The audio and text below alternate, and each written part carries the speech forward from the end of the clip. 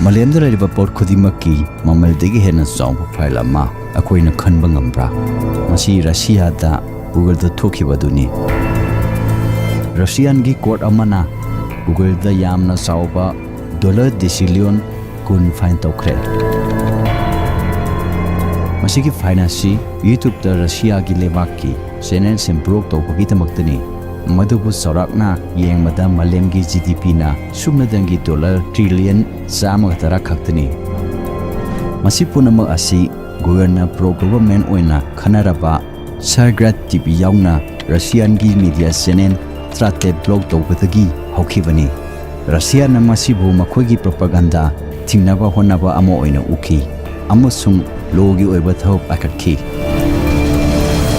Google na miyamgi mangda finance ki matangda wafam thamdringaita Kremlin na phone na masigi symbolic oiba mong asi yazari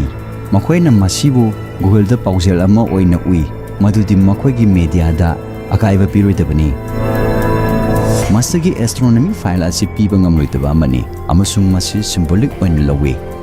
khangai singna hairi madudi masina Russia na political gi oiba wafam ama phongdo no bagita makta hena wangba legal oiba sairak sizinabagi mong adu uli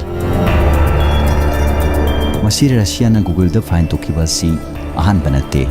makoina 2022 da Russia gi lo na atingbani haina longnariba content sing lokthok khidabagi damak $1 sahunga ama fine tokhi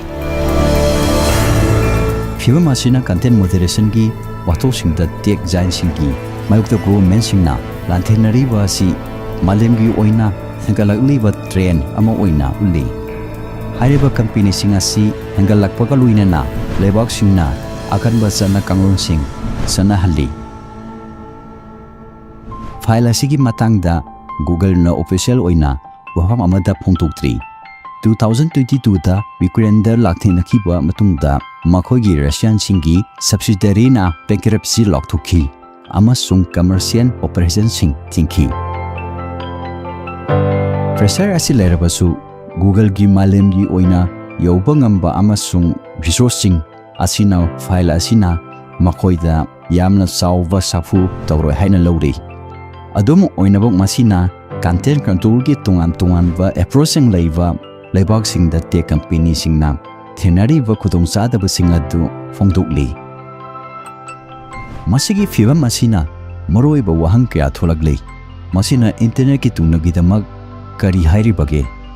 content moderation amasung freedom of speech ki aruba wafam singa si government sing amasung tech company singna karamna navigate tawgani